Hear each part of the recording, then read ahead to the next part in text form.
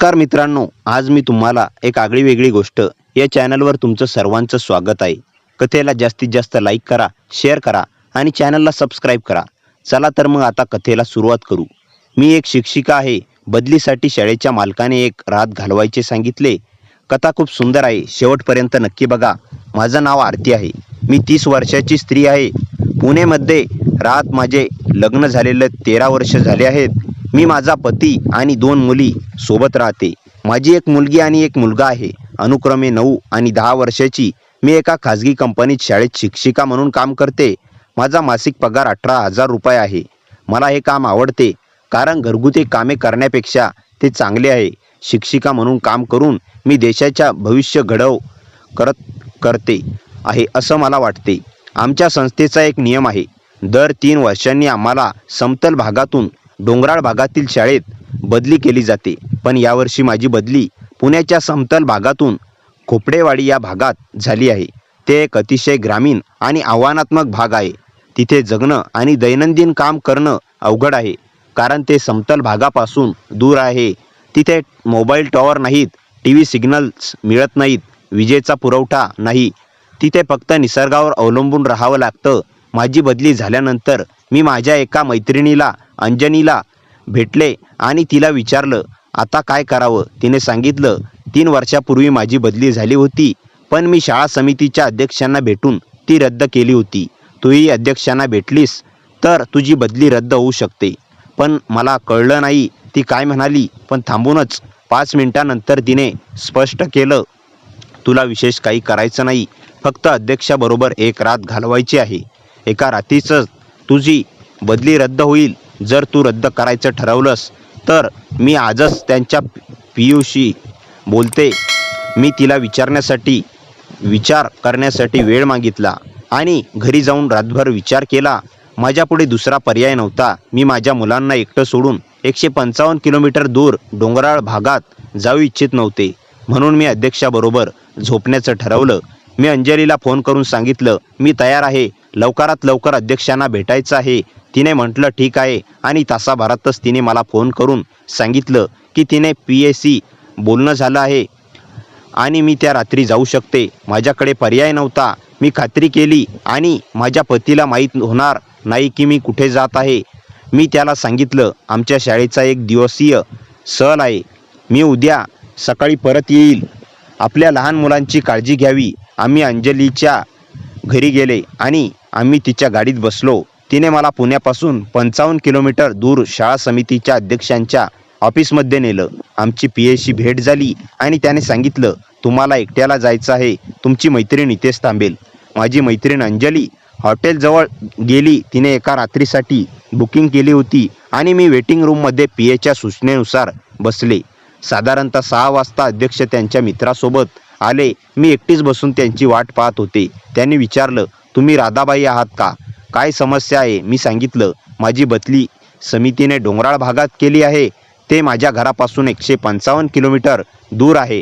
माझ्या मुलाला शिक्षण चालू आहे. मला तिथे एकटीला जायचं नाही. कृपया माझी बदली रद्द करा. त्यांनी म्हटलं ठीक आहे, तुम्ही माझा PAकडून अपॉइंटमेंट घेतली आहे. तुम्ही तुमच्या मैत्रिणी अंजलीसोबत आलात आणि मला वाटलं तिने तुम्हाला सर्व काही स्पष्ट केलं असेल. तुम्हाला काय करायचं आहे ते माहीत आहे ना? मी म्हटलं हो, मला सर्व काही माहीत आहे. मग कशासाठी वाट पाहत आहात? चला आज रात्री माझ्या फार्म हाऊसवर जाऊया. उद्या सकाळी तुमची बदली रद्द होईल. त्यांनी मला गाडीत बसवलं आणि फार्म हाऊसकडे निघालो.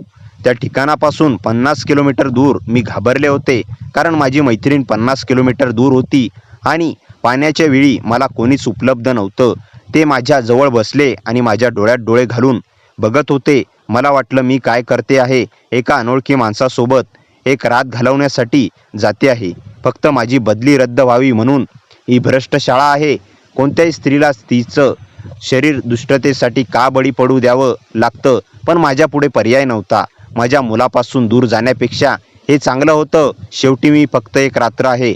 नंतर ते माझ्याजवळ आले आणि मी त्यांचा हात माझ्या साडीवरून माझ्या मांडीवर ठेवला आणि घासायला लागले.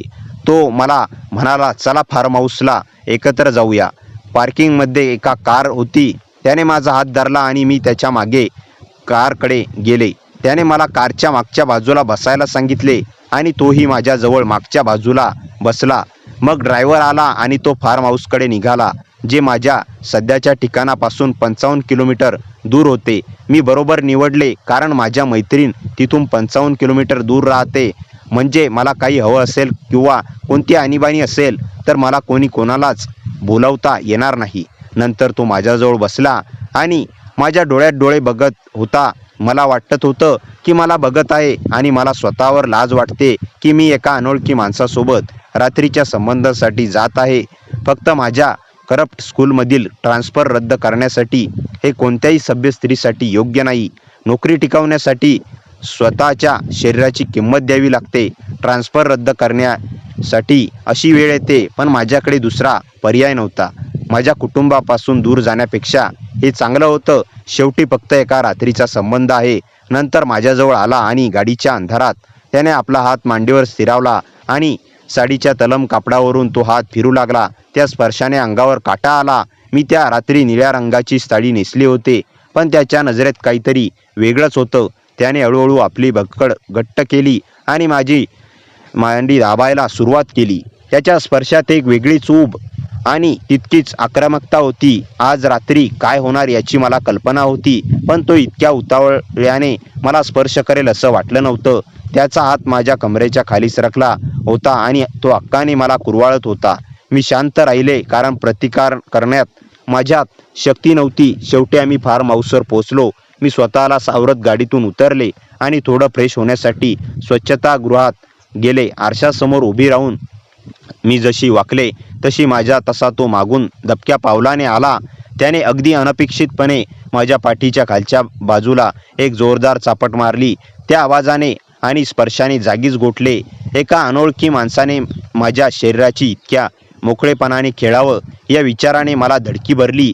पण आता मागे फिरण्याचा रस्ता बंद झाला होता. मी हसत परत फिरले. नंतर आम्ही रेस्टॉरंटमध्ये जाऊन जेवलो आणि त्याने मला त्याच्या बेडरूममध्ये बोलावलं. त्याच्या बेडरूममध्ये खूप मोठा होता. 4 पलंग आणि 2 सोफे. त्याने एसी चालू केली आणि विचारलं, कशी सुरू करू? तुझं नाव काय? मी म्हटलं, माझं नाव मी राधा. तो म्हणाला, मी कमल. त्याने माझ्या साडीचा पदर घेतला आणि माझ्या भोवती फिरत साडी सहजपणे उघडली. आता मी आतल्या कपड्यामध्ये अनोळखी माणसासमोर उभी होते. तो मांजराच्या पावलांनी माझ्या मागे आला आणि त्याच्या हाताने माझ्या कमरेला वळसा घातला. माझ्या काळजाची धडधड वाढली. त्याने हसत मोठ्या शिताफीने माझ्या ब्लाऊजच्या पिढ्या उखडल्या आणि एका क्षणात माझ्या पाठीवरचा भार हलका झाला. चोळी आणि अंतर्वस्त्र पायाखाली पडताच मी त्याच्या नजरेचा टप्पा गेले. त्याच्या डोळ्यातील ती जवळजळीत ओढ पाहून माझ्या अंगाची लाही होत होती. तो आता संयम सोडून एखाद्या भुकालेल्या शिकाऱ्यासारखा माझ्यावर तुटून पडला आणि त्याने आपल्या रांगड्या हाताने मला अक्षरशः पिऊन काढले. त्याने ते ठकाणसारखे वाजवले आणि पपम अशा आवाजाची नक्कल केली. मी म्हटलं, यापूर्वी ट्रक ड्रायव्हर होतास का? तो म्हणाला, हो. माझ्या काकाकडे एक ट्रक होता. मी तिथे काम करण्यापूर्वी ट्रक चालवायचो. माझा नवरा माझ्याशी असा वागत नसे. आम्ही फोरप्ले करायचो आणि मग तो काळजी घेऊन माझ्याशी अनुभव करायचा. पण हा माणूस वेगळाच होता. आमची जवळीक आता वादळासारखी वाढली होती. त्याने माझ्या पाठीवर, माझ्या ओठावर ताबा मिळवला आणि त्याच्या जिभेच्या स्पर्शाने माझ्या शरीरात विजेचा कडकडाट धावला. त्याने मला पलंगावर पाडले. त्याच्या इशाऱ्यावरून मी त्याचे कपडे दूर केले आणि त्याच्या रांगड्या पिंडाळ देहाचे दर्शन झाले.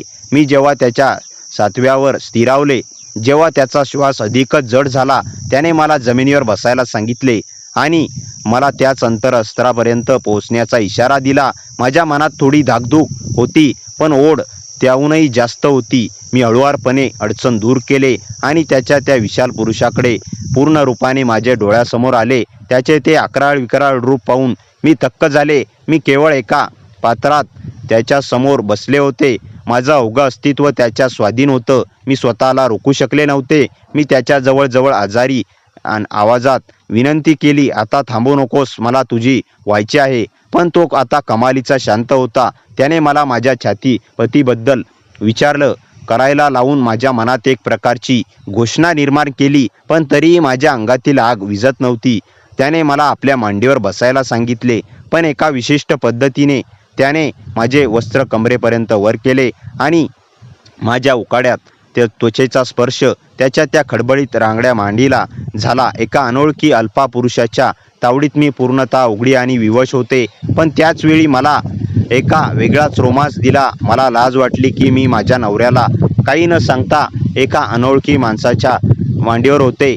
जर माझ्या नवऱ्याला कळले असते तर त्याने माझ्या शरीरातून 2 तुकडे केले असते. देवाची पार त्याला काहीही कळले नाही. नंतर त्याने मला माझ्यावर बसू दिले. नंतर त्याने त्याच्या हातावर घट्ट मिठी मारली. त्याचे व्यक्तिमत्व त्याच्या पहिल्याने मूठमुळे चिकटले गेले आणि त्याने माझ्या गालावर चुंबन घेतले आणि त्याचा विशाल पुरुष माझ्या पाठीच्या मागच्या स्पर्श करत होता. मी लगेच म्हणाले, मला बाथरूम जायचं आहे. त्याने माझा हात घट्ट धरले आणि बाथरूमकडे नेले. मी त्याच्या मागे चालत होते. नंतर तोही माझ्यासोबत बाथरूममध्ये आला.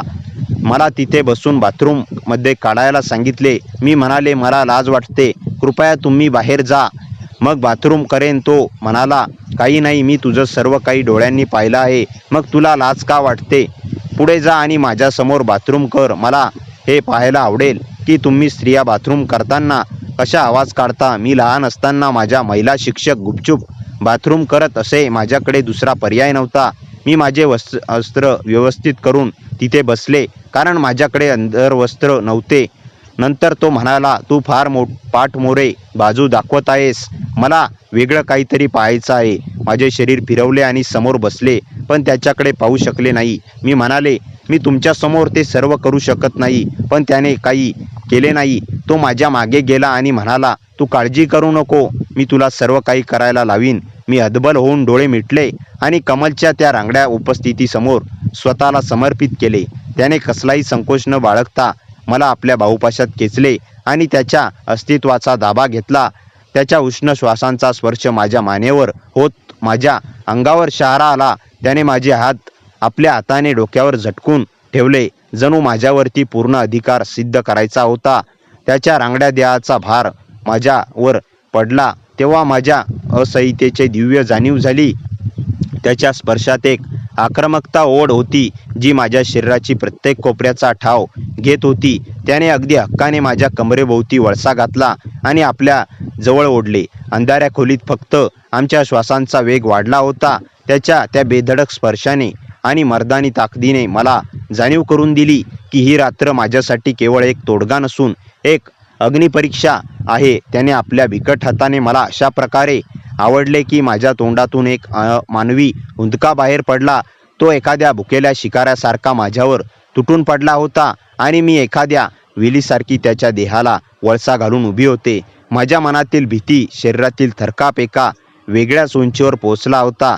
कमालीने त्या सत्तेचा आणि मजबुरीचा तो जोखीम मांडला होता. त्यात मी पूर्णपणे वाहून गेले होते. त्या रात्रीच्या प्रत्येक प्रहारात त्याने मला आपल्या शक्तीची जाणीव करून दिली आणि शेवटी मी त्याच्या मिठीत पूर्णपणे विरघळून गेली. जेव्हा सकाळ मी आरशात पाहिलं तेव्हा माझ्या शरीरावर त्या रात्रीच्या वादळाच्या खुणा स्पष्ट दिसत होत्या. पहाटेचे 6 वाजले होते. कमल थकल्यासारखा गाढ झोपेत होता. मी तो बदली रद्द करण्याचा कागद माझ्या बॅगेत नीट लपून ठेवला आणि गुपचूप बेडरूमच्या बाहेर आले. बाहेर तो ड्रायव्हर गाडीपाशी उभा होता जो आम्हाला रात्री घेऊन आला होता. त्याचं नाव विशाल होतं असं मला नंतर कळलं. त्याने त्याचे डोळे लाल झाले होते, जणू तो रातभर जागाच होता. मी गाडीच्या मागच्या सीटवर बसले आणि त्याने गाडी सुरू केली. फार्म हाऊसपासून मुख्य रस्त्यापर्यंत अगदी रस्ता निर्मनुष्य आणि दाट झाडीचा होता. अचानक गाडीचा वेग कमी झाला आणि विशालने एक निर्जन वनात गाडी बाजूला उभी केली. माझ्या काळजाची धडधड वाढली. मी विचारलं, काय झालं? गाडी का थांबवली? मला लवकर पोहोचायचं आहे विशाल. विशालने इंजिन बंद केलं आणि आरामात मागे होऊन विशाल माझ्याकडे पाहिलं. त्याच्या चेहऱ्यावर एक कुशाल असं होतं. म्हणाला, साहेबाचं काम तर झालं, पण माझं काय? मी रात्रभर बाहेर उभा राहून तुमच्या ओरडण्याचा आवाज ऐकत होतो. तुम्ही दिसायला खूप सुंदर आहात. मी घाबरून ओरडले, तुला काय हवं? नीट बोल आणि गाडी सुरू कर, नाहीतर मी ओरडेन. विशाल हसत म्हणाला, कुणाला बोलावणार इथे? 10 किलोमीटरपर्यंत कुणीच नाही. आणि हो, ओरडण्यापूर्वी हे बघा, असं म्हणून त्याने त्याच्या मोबाईलची स्क्रीन माझ्यासमोर धरली. माझ्या पायाखालची जमीन सरकली. त्या मोबाईलमध्ये माझ्या आणि कमलच्या बेडरूममधील काही खाजगी क्षण रेकॉर्ड झाले होते. फॉर्म हाऊसच्या त्या खोलीत सुपकी कॅमेरे असावेत किंवा विशालने खिडकीतून हे सगळं शूट केलं होतं. तो थंड आवाजात म्हणाला, मॅडम, जर हा व्हिडिओ तुमच्या पतीला किंवा तुमच्या शाळेतल्या ग्रुपला गेला तर तुमची अब्रू आणि नोकरी दोन्ही जाईल. तुमची बदली तर रद्द झाली, पण आता आयुष्यभर तुम्हाला माझ्या तालावर नाचायला लागेल. माझे डोळे भरून आले. मी उभे राहिले. त्या क्षणी माझ्या मनात असंख्य विचार येत होते. मी इथे का आले? हे योग्य आहे का? माझ्या मुलाचं काय? माझा नवरा? पण मागे वळण्याचा मार्ग आता नव्हता. कमलने दरवाजा अर्धवट बंद केला आणि बाहेर थांबला. पण त्याचा आवाज शांत होता. घाबरू नका, काहीही जबरदस्ती होणार नाही. बोलायचं असेल तर मी इथेच आहे. त्या एका वाक्याने माझी भीती थोडी कमी झाली. मी बाहेर आले तेव्हा तो खिडकीजवळ उभा होता. त्याने मला बसायला सांगितलं. मी हळूच खुर्चीवर बसले. वातावरण गंभीर होतं. राधा, तुम्ही इथे आल्या आहात ते तुमच्या कमकुवतपणामुळे, नाहीतर तुमच्या परिस्थितीमुळे, त्याने शांतपणे म्हटलं. मी काहीही बोलले नाही. माझ्या डोळ्यात अश्रू तरळले. तुमची फाईल मी आधीच पाहिली आहे. तो पुढे म्हणाला. तुमची बदली अन्यायाने करण्यात आली आहे आणि हे मी मान्य करणार नाही. मला धक्काच बसला. मग मला इथे बोलवण्याचा अर्थ? माझा आवाज थरथरत होता. तो गंभीर चेहऱ्याने माझ्याकडे बघत म्हणाला. तुम्हाला कोणतेही अवमानास्पद काम करावे लागणार नाही, पण मला खरं काय चाललं आहे ते जाणून घ्यायचं होतं. तुमच्या मैत्रिणींनी सांगितलेल्या गोष्टी, तुमची तयारी मी समजून घ्यायला इथे वेळ घेतला. कारण मी या संस्थेचा अध्यक्ष आहे, गुन्हेगार नाही. मी गोंधळले. पण अंजली म्हणाली. हो. तो मध्येच म्हणाला. तुमची मैत्रीण आणि तिचा PA हे दोघेच शाळा कर्मचाऱ्यांकडून पैसे आणि अनैतिक फायदा घेतात. अनेक शिक्षकांना त्यांनी चुकीच्या मार्गाने वळवलं आहे. त्यांची फाईल मी तपासण्यापूर्वीच ती विकली गेली होती. मला धक्का बसला. अंजलीने मला फसवलं होतं. कमल पुढे म्हणाला. तुम्ही घाबरलेल्या आहात, त्यामुळे मी तुम्हाला प्रवासात काहीही बोललो नाही. मला फक्त खात्री करायची होती की तुम्हाला खरंच मदत हवी आहे, की तुम्हीही या भ्रष्ट चक्राचा भाग आहात. मी डोकं खाली घातलं. मी फक्त माझ्या मुलांसाठी लढत होते. मी हळू आवाजात म्हणाले. तो माझ्याजवळ येऊन खुर्चीवर बसला. आणि म्हणूनच तुमची बदली रद्द केली जाईल, पण त्यासाठी तुम्हाला माझ्याबरोबर दुसऱ्या दिवशी समितीबरोबर समोर एक निवेदन द्यावं लागेल. सत्य सांगावं लागेल. अंजलीचं काय? मी विचारलं. तो म्हणाला. ती आणि तिचा PA दोघांना चौकशीला सामोरं जावं लागेल. मी खोल श्वास घेतला. फार्म हाऊसमध्ये शांतता होती. पहाट जवळ येत होती. कमलने मला वेगळ्या खोलीत विश्रांती घ्यायला सांगितलं. त्या रात्री माझ्या आयुष्यात प्रथमच कुणीतरी पदाचा गैरवापर न करता मला आधार दिला होता. मी विचारांच्या तंद्रीत झोपले. पुढच्या दिवशी सकाळी आम्ही कार्यालयात पोचलो. कमलने संपूर्ण समितीसमोर माझी केस मांडली आणि मी घडलेलं सर्व सांगितलं. अंजली, PA आणि खोट्या अफवा. फक्त 3 तासात निकाल लागला. माझी बदली रद्द झाली. मी निर्धास्तपणे सुटकेचा श्वास घेतला. बाहेर पडताना कमलने फक्त एकच वाक्य म्हटलं. प्रत्येक स्त्रीला तिच्या मेहनतीवर हक्क आहे, तिच्या शरीरावर नाही. ते वाक्य माझ्या आयुष्यात कोरलं गेलं. त्या दिवशी मला कळलं, भीतीने नाही, सत्याने लढल्यास परिणाम बदलतात. आणि मी घरी परतताना माझ्या मुलांना घट्ट मिठी मारली. कारण मी तुटले नाही, मी उभी राहिले. समिती सोडताच मला वाटलं सगळं संपलं, पण खरी कथा तर आता सुरू होणार होती. मी कार्यालयाबाहेर पाऊल टाकताच माझा फोन वाजला. अनोळखी नंबर. तुम्ही आज जे बोलतात ते कुणाच्याच भल्यासाठी नाही. आवाज थंड, भीतीदायक होता. मला अंगावर शहारे आले. कॉल कट झाला. मी मागे वळून पाहिलं. कोणीच नव्हतं, पण कोणीतरी मला पाहतंय हे स्पष्ट होतं. कमलने माझ्या चेहऱ्यावरचा बदल पाहिला. कॉलबद्दल सांगा. तो शांतपणे कठोर झाला, पण सर्व सांगितलं. कमलचे डोळे एक क्षण थरले. काळजीने नाही तर रागाने. हे एवढ्यावर थांबणार नाहीत. तो म्हणाला. अंजली आणि तिचा PA हे फक्त बाहुले आहेत. दोघांच्याही पाठीमागे कोणीतरी मोठा आहे. मला हादरा बसला. म्हणजे? तो म्हणाला. ज्या भ्रष्ट मंडळींचा तुम्ही पर्दाफाश केला, ती मंडळी सहज हार मानणार नाहीत. तुमची फाईल विकणारे ते दोघे, पण फाईल मागणारे दुसरे. आम्ही कारमध्ये बसलो आणि निघालो. रस्त्यावर अचानक एक काळी SUV आमच्या गाडीच्या अगदी जवळ येऊन धडकणार अशी वेगाने येऊ लागली. ड्रायव्हरने ब्रेक मारला. गाडी हलली. SUV आमच्या बाजूला आली आणि आतल्या माणसाने काच थोडी खाली केली. त्याच्या हातात एक चिठ्ठी होती. गाडी न थांबवता त्याने चिठ्ठी खाली टाकली आणि क्षणात गायब झाला. चिठ्ठीवर फक्त एकच ओळ. तुम्ही जिवंत राहाल याची खात्री नाही. कमलने जणू आधीच हे अपेक्षित केलं होतं. आता हा हल्ला फक्त तुमच्यावर नाही, माझ्यावरही आहे. तो म्हणाला. माझं मन तुटलं. मी असं काही केलं नाही की कुणी माझ्या मागे लागावं. तेव्हा कमल म्हणाला. कधी कधी आपण अपराध करत नाही, पण सत्य बोलणं हेच अपराध ठरतं. त्या रात्री मला पोलीस संरक्षण देण्याचा निर्णय घेतला गेला, पण मला विश्वास नव्हता, कारण ज्या लोकांचा हात वरपर्यंत पोहोचलेला होता त्यांना थांबवणं इतकं सोपं नव्हतं. गावात परतल्यावर मला जाणवलं की सगळं बदललं आहे. शेजाऱ्यांच्या नजरा वेगळ्या झाल्या, पण मुलांना शाळेतून परतताना कोणीतरी पाळत ठेवत असल्याची जाणीव होऊ लागली. अंजली गायब झाली होती. तिचा पीए सुद्धा. दोघेही पोलीस चौकशीच्या आधी अचानक बेपत्ता. दुसऱ्या दिवशी सकाळी माझ्या दरवाजावर एक लिफाफा ठेवलेला आढळला. उघडल्यावर माझ्या मुलांचा फोटो, मागे लिखाण, पुढच्या वेळी फोटो नसेल. माझ्या हातातला लिफाफा थरथरला. माझ्या मुलांना धोका होता. मी कमलला फोन केला. आता तुम्ही निवडणार का? तो म्हणाला, सत्यासाठी लढणार की शांत राहून गुन्हेगारी जाळा वाढू देणार? मी काळ्या ढगांकडे पाहत एका शांत पण कठोर आवाजात उत्तर दिलं, यावेळी मी एकटी नाही थांबणार. ज्यांनी मला घाबरवण्याचा प्रयत्न केला त्यांना आता मी उभी दिसेन. आणि त्या क्षणी कथा फक्त बदलीची नव्हती, ती युद्धाची सुरुवात होती. मला अजून माहीत नव्हतं हे जाळं किती खोल आहे, कोण कोण यात सामील आहे. फक्त एवढंच जाणवलं, समोर येणारा काळ अधिक अंधारलेला असेल, पण मी मागे हटणार नव्हते. धमकीच्या लिफाफ्यानंतर माझ्या मनात भीतीचं वादळ उठलं, पण त्या वादळाच्या मध्यभागी एक वेगळी शांतता होती. कमलची, त्याचा आवाज, त्याची नजर, त्याची ठामता, जणू काही तो प्रत्येक क्षणी माझ्याजवळ उभा आहे मला सुरक्षित ठेवण्यासाठी. त्या संध्याकाळी मी त्याला भेटायला त्याच्या ऑफिसमध्ये गेले. पावसाचे थेंब खिडक्यावर आपटत होते. आत एक मंद दिवा चालू होता. कमल खिडकीजवळ उभा होता. मी आत शिरताच तो हळूच वळला. त्याच्या नजरेत काहीतरी होतं, काळजी, राग की काही अधिक खोल. तुम्ही ठीक आहात ना? त्याने विचारलं. माझ्या डोळ्यातील भीती त्याने वाचली असावी. मी काहीही बोलू शकले नाही. तो माझ्या जवळ आला. त्याने काही न बोलता एक उबदार शांत हात माझ्या खांद्यावर ठेवला. मी आहे ना, एवढंच त्याने म्हटलं. त्या 4 शब्दांनी माझ्या मनातील तुटलेले धागे जुळले, पण त्या स्पर्शात काहीतरी वेगळं होतं, जणू ओळखीचं पण अस्पष्ट. त्या क्षणी मला जाणवलं, हा माणूस फक्त अधिकारी नाही, फक्त मदतीसाठी नाही. या नात्यामध्ये काहीतरी अशी खोली आहे जी आपण दोघंही मान्य केलेली नाही. कमलने माझा हात हलकेच धरला आणि म्हणाला, तुमच्यावर जो हल्ला होतोय तो माझ्यावरही होतोय, पण तुम्ही एकटी नाही. त्या शब्दात एक लपलेली भावना होती, न सांगितलेली पण स्पष्ट. अचानक दिवे 2 सेकंदासाठी चकाकले. कमलने खिडकीतून बाहेर पाहिलं. कोणीतरी इथे आहे, तो कुजबुजला. मी त्याच्या हाताची पकड घट्ट केली. तो क्षण विचित्र होता, घाबरवणारा आणि तरीही सुरक्षित वाटणारा. बाहेर सावली हलली. कोणीतरी मला पाहत होतं आणि त्यांना हे नातं आवडणार नाही हे स्पष्ट होतं. लिफाफा टाकणारे लोक इतके साधे नाहीत. कमल म्हणाला, ते तुमच्या जवळच्या लोकांपर्यंत पोहोचले आहेत. माझं हृदय धडधडू लागलं.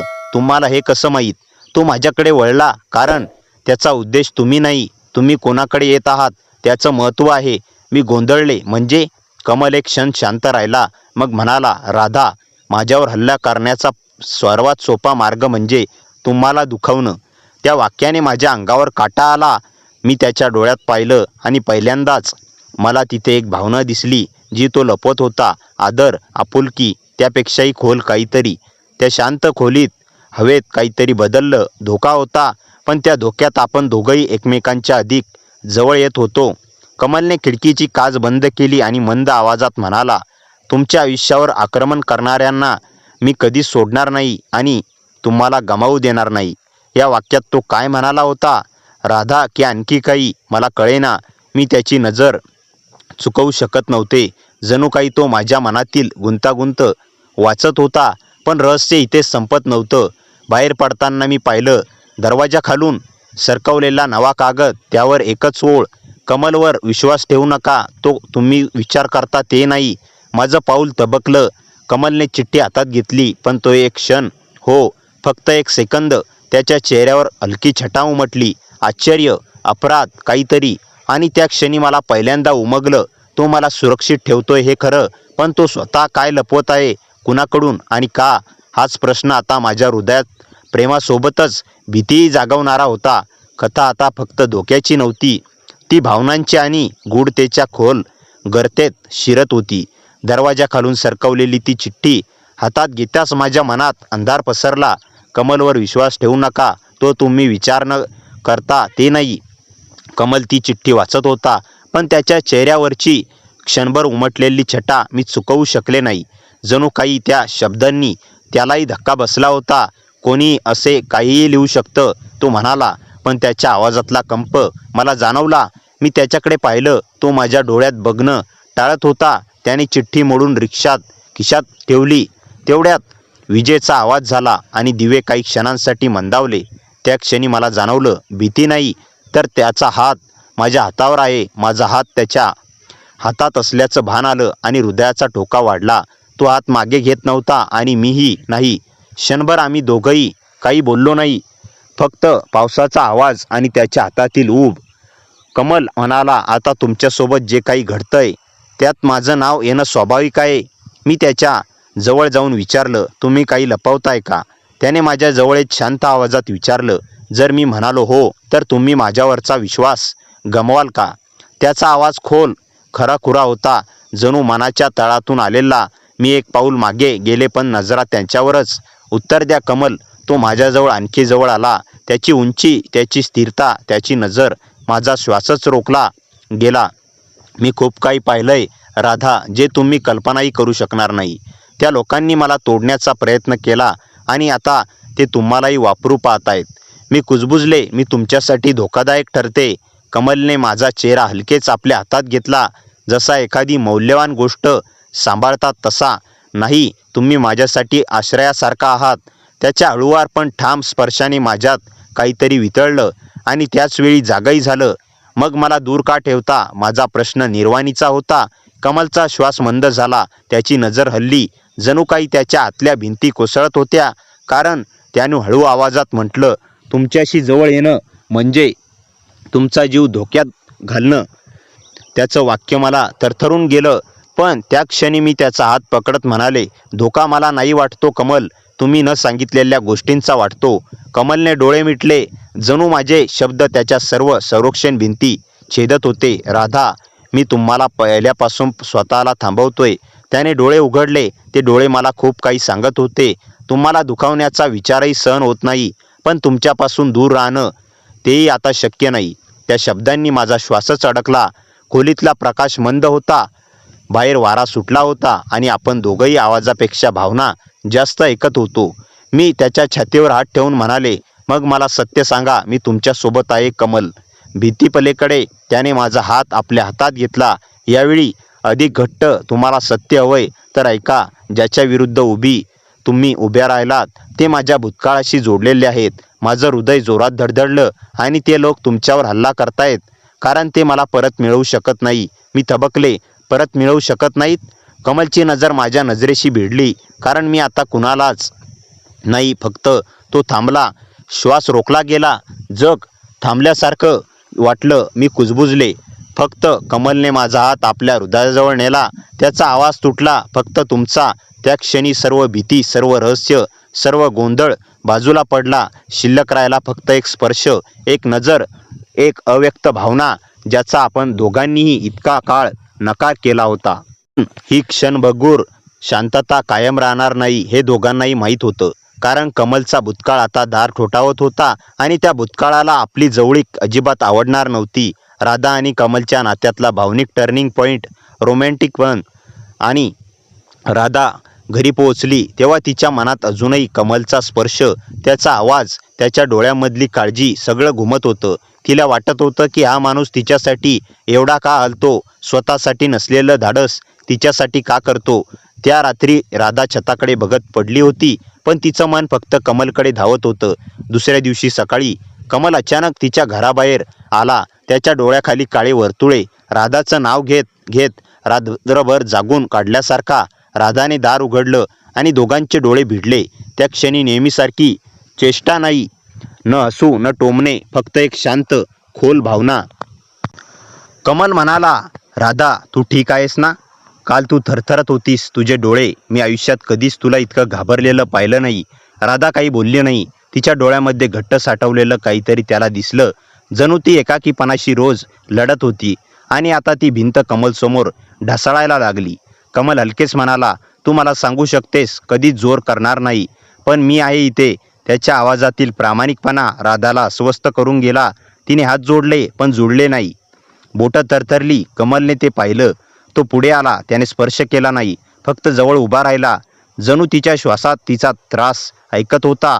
राधा अचानक हळू आवाजात बोलली, मला असं वाटतंय की मी कुणावर विसंबूच शकत नाही. जेव्हा कोणी माझ्यासाठी पुढे येतं तेव्हा मला भीती वाटते. तिचा आवाज अडकला, ती तुटायला लागली. कमलने हळू आवाजात विचारलं, माझ्यावरही? राधाचे डोळे पाणावले. तिने कधीच तिची कमजोरी कुणासमोर दाखवली नव्हती. ती कुजबुजली, तुझ्यावर जास्त, म्हणूनच भीती जास्त. कमल एक क्षण स्तब्ध झाला. त्या एका वाक्याने त्याच्या आत काहीतरी खोलवर हल्लं. त्याने अगदी सावधपणे समंतीने विचारत, राधा, मी तुमच्याजवळ उभा राहू शकतो? राधाने शांत मान डोलावली. कमलने तिच्या हाताचा हलका उबदार स्पर्श धरला. कसलाही हक्क नाही, कसलाही जोर नाही, फक्त एक मनापासूनची उपस्थिती. त्या एका स्पर्शात राधाच्या डोळ्यातून थेंब वाहू लागले. ती प्रतिकार करू शकत नव्हती. तिने पहिल्यांदा कोणावर स्वतःला सोडून दिलं होतं. कमलने तिचे अश्रू पुसले नाहीत. त्याने फक्त तिचं रडणं स्वीकारलं आणि त्या क्षणी भीती, अनिश्चितता, अविश्वास या सगळ्यांना मागे टाकत दोघांच्या नात्यात एक न बोललेला पण निर्णायक बदल घडला. कारण त्या दिवसापासून राधा कमलला फक्त ओळखीचा माणूस म्हणून नाही, तर ज्यावर ती मन उघडू शकते असा एकमेव आधार म्हणून पाहू लागली. त्या दिवसापासून राधा कमलला पूर्ण वेगळ्या नजरेने पाहू लागली. ती केवळ तिची काळजी घेत नाही, तर तिच्या आतल्या त्या ना बोललेल्या वेदनाही समजून घेतो, ज्या ती कधीच कुणालाही सांगत नसे. दुसऱ्या दिवशी संध्याकाळी राधा गच्चीत बसली होती. मंद वारा वाहत होता आणि आकाश काळपट जांभळ्या रंगात बदललं होतं. ती विचारात हरवलेली. तेवढ्यात पायऱ्यांच्या वरून सावध पावलं ऐकू आली, कमलची. राधा थोडी खजील झाली. तिला वाटलं काल काय काय बोललं. कमल अजूनही विचार करत असेल. पण कमल तिच्यापुढे येऊन थांबला तेव्हा त्याच्या चेहऱ्यावर कुठलाही ताण नव्हता, फक्त शांतता. तो तिच्या शेजारी बसला. दोघांत फक्त काही इंचाचं अंतर. राधा म्हणाली, मी काल खूप बोलले, कदाचित जास्तच. कमल हलकेच हसला. राधा, तू पहिल्यांदा मन मोकळं केलंस. मला त्याचा अभिमान वाटला. तिचं मन एक क्षण वितळलं. तिने बाजूला पाहिलं, पण तिच्या नजरेत त्याचं हसू अडकून राहिलं. मग अचानक कमल गंभीर झाला. तू म्हणालीस ना, तुला भीती वाटते, मला जाणवतंय, पण मला एक प्रश्न विचारायचा होता. राधा थोडी दचकली. काय?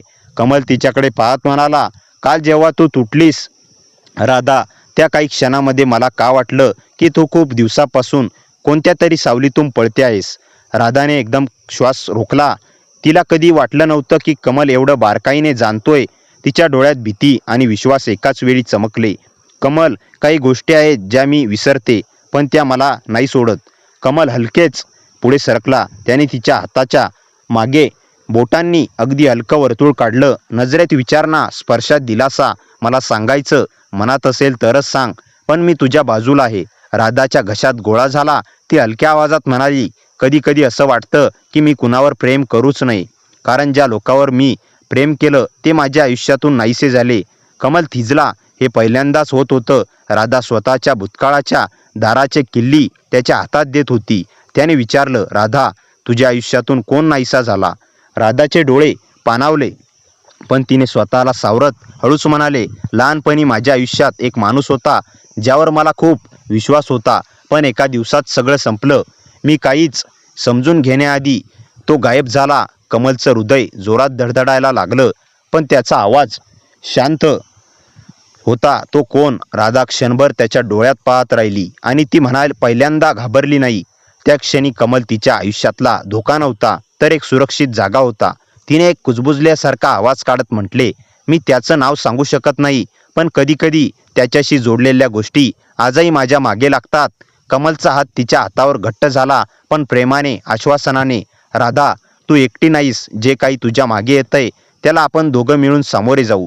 त्या एका वाक्याने राधाच्या छातीत काहीतरी हल्लं क झालं. तिला पहिल्यांदा जाणवलं की कमल तिच्या भीतीचा अंत नाही, तर तिच्या सुरक्षेची सुरुवात ठरू शकतो.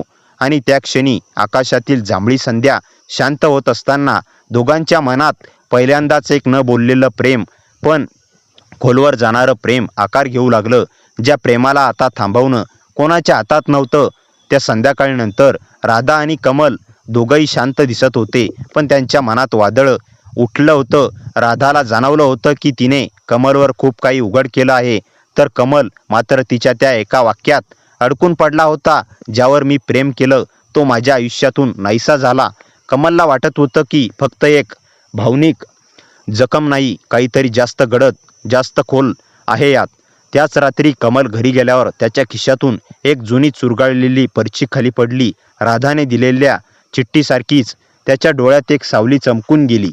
ने ती पर्ची उघडली. त्यावर लिहिलं होतं, ती आता शोधायला लागली आहे. तिला सत्य माहिती नाही, पण तुझं नाव तिला सांगितलं गेलं तर खेळ संपेल. कमलच्या हाताचे स्नायू एकदम ताणले गेले. त्याच्या चेहऱ्यावर एक न बोललेला भूतकाळ पुन्हा जिवंत झाला. त्याने खिडकीतून राधाच्या घराकडे पाहिलं आणि त्याच्या नजरेत काळजीपेक्षा जास्त काहीतरी होतं.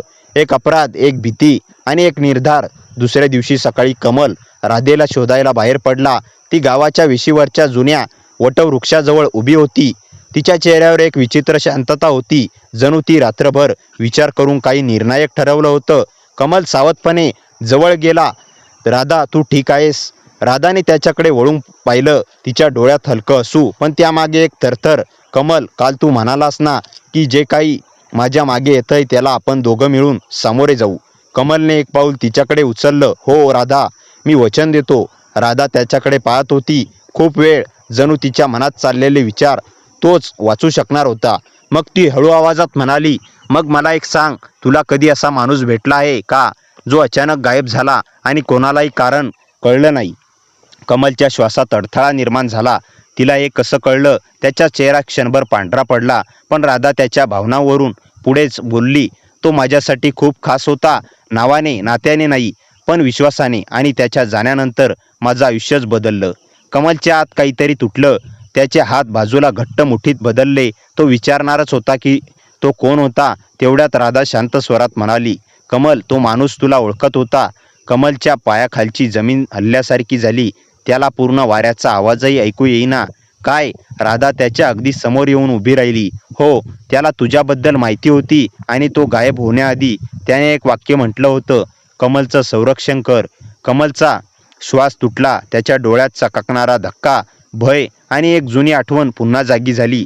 राधा त्याच्याकडे निरखून बघत म्हणाली, कमल, तू मला सांगशील का, तुझ्या भूतकाळात असा कोण होता का जो जणू सावलीसारखा तुझ्या मागे फिरत असे? कमल काही क्षण काही बोलू शकला नाही. त्याने दूर आकाशाकडे पाहिलं, जिथे सूर्य उगवत होता. मग त्याने हळूच राधाच्या खांद्यावर हात ठेवला. राधा, तू ज्या माणसाबद्दल बोलतेस, कदाचित मी त्याला ओळखतो. राधाचे डोळे मोठे झाले. कोण? कमलचा आवाज अगदी मंद, थरथरणारा. तो माझ्या आयुष्यातला सर्वात काळा अध्याय आहे. आणि त्या वाक्याने त्याच्या दोघांच्या नात्याचा पाया आता फक्त प्रेम किंवा भावना नव्हता, तर दडपलेला भूतकाळ आणि उलगडणाऱ्या गूढ सत्याचा धागा झाला. कमलचं वाक्य हवेत जणू काळसर दोरासारखं तरंगत होतं. तो माझ्या आयुष्यातला सर्वात काळा अध्याय आहे. राधा थिजलेल्या नजरेने त्याच्याकडे पाहत होती. तिच्या मनात भीतीपेक्षा एकच भावना होती, आपली उत्तरं आता जवळच आहेत. कमलने खोल श्वास घेतला. राधा, ज्याच्याबद्दल तू बोलतेस तो माझा भाऊ होता, आरव. राधा एका क्षणासाठी स्तब्ध झाली. तिला आपल्या कानावर विश्वास बसत नव्हता. तुझा भाऊ? कमलने मान झुकवली. हो, काही वर्षापूर्वी तो अचानक गायब झाला. कोणताही ठसा, कोणतंही कारण नाही. आणि त्याचा शेवटचा संदेश माझ्यासाठी होता, कमलपासून दूर राहा. राधाच्या मणक्यातून थंड लहर गेली. दोघांना एकदम जाणवलं, आरवने दोघांनाही एकमेकांपासून लपवण्याचा प्रयत्न केला होता. पण का? कमल हळू आवाजात म्हणाला, आरव एक रहस्य उलगडत होता. त्याला वाटत होतं की माझ्या आजूबाजूला काही लोक धोकादायक आहेत आणि त्याच्या गायब होण्यातही तेच कारण असावं. राधाच्या काळजात अचानक सगळं जोडायला लागलं. तिच्या लहानपणी तिला सोडून जाणारा तोच माणूस, तिला दिलेला शब्द आणि कमलची असलेली अस्पष्ट नाळ. कमल, मला वाटतं तुझा भाऊ माझा रक्षक होता. कमल तिच्याकडे पाहत स्तब्ध झाला. राधा, म्हणजे तो तुला ओळखत होता, तुझं रक्षण करत होता? राधा हळूच मान हलवली. मी खूप लहान होते. त्याने मला काहीच वाईट लोकांपासून वाचवलं होतं. त्याने माझ्या हातात एक किल्ली दिली होती, जी माझ्या भूतकाळाचं गुपित उघडू शकेल. पण तो अचानक नाहीसा झाला आणि मी त्याला कधीच पाहिलं नाही. त्या क्षणी दोघांच्या नजरेत एकच प्रश्न, आरवने दोघांना एकमेकांपासून दूर का ठेवलं? अचानक राधाच्या डोळ्यात चमक. कमल, तुला आठवतं तू दिलेली चुरगाळलेली चिठ्ठी? कमलने खिशातून पर्ची काढली. राधानेही तिची किल्ली काढली. दोघांना जाणवलं, हे दोन तुकडे एकाच कोड्याची दोन बाजू आहेत. राधाने किल्ली फिरवली आणि जवळच्या जुन्या वटवृक्षाच्या खोडात एक छोटंसं लपलेलं कप्पा उघडलं. आत एक जुना पेनड्राईव्ह. दोघांनी आश्चर्याने एकमेकांकडे पाहिलं. कमलने तो पेनड्राईव्ह फोनला जोडला. स्क्रीनवर एकच व्हिडिओ, आरवचा त्याचा चेहरा थकलेला पण निर्धाराने भरलेला. कमल, जर तू हा संदेश पाहतोयस तर माझा प्रवास संपला आहे आणि मी काही लोकांच्या मागावर होतो जो राधाला आणि तुला धोक्यात टाकू शकतात. म्हणून मी तिला तुझ्यापासून दूर ठेवण्याचा प्रयत्न केला. पण मला माफ कर. तो श्वास रोखत म्हणाला, राधा, तू सुरक्षित राहण्यासाठी तुला ज्याच्याकडे सोपवायला पाहिजे तो माणूस माझा भाऊ आहे. कमल, त्याच्यावर मी माझं आयुष्यही विश्वासाने ठेवू शकतो. कमलच्या डोळ्यात पाणी आलं. राधाच्या गालावरून अश्रू वाहताना हवेत तरंगले. व्हिडिओमध्ये आरव पुढे म्हणाला, तुम्ही दोघं एकत्र आहात म्हणजे मी शांत आहे. माझं अपूर्ण काम आता पूर्ण करा. एकमेकांचं रक्षण करा, कारण तुम्ही दोघं एकमेकांसाठीच बनलेले आहात. स्क्रीन काळी झाली. राधा आणि कमल एकमेकांकडे पाहत होते. कोणतेही शब्द नव्हते, फक्त एक जाणीव. त्यांच्या भूतकाळाने त्यांना तोडण्याचा प्रयत्न केला, पण त्याच भूतकाळाने त्यांना एकत्र आणलं. कमलने राधाचा हात हातात घेतला. राधा, आता कुठल्याही सावलीला आपण दोघं सामोरे जाऊ. राधा त्याच्या खांद्यावर डोकं ठेवत कुजबुजली, आणि आता मी कुणाला हरवणार नाही. वाऱ्याने वटवृक्षाची पानं हलली. जणू आरवचा आशीर्वाद. त्या दिवसानंतर त्यांच्या आयुष्यातील अंधाऱ्या सावल्या हळूहळू विरल्या. राधा आणि कमलचं नातं भीतीतून सुरू झालं होतं, पण त्याचा शेवट विश्वास, प्रेम आणि एकमेकांना दिलेल्या वचनात झाला. आणि त्या शांत संध्याकाळी जिथे सत्य उजेडासारखं डोळ्यात उतरलं होतं, दोघांच्या कथा अखेर एकत्र येऊन सुंदर शेवटाला पोचल्या. मित्रांनो, कथा कशी वाटली कमेंटमध्ये नक्की सांगा.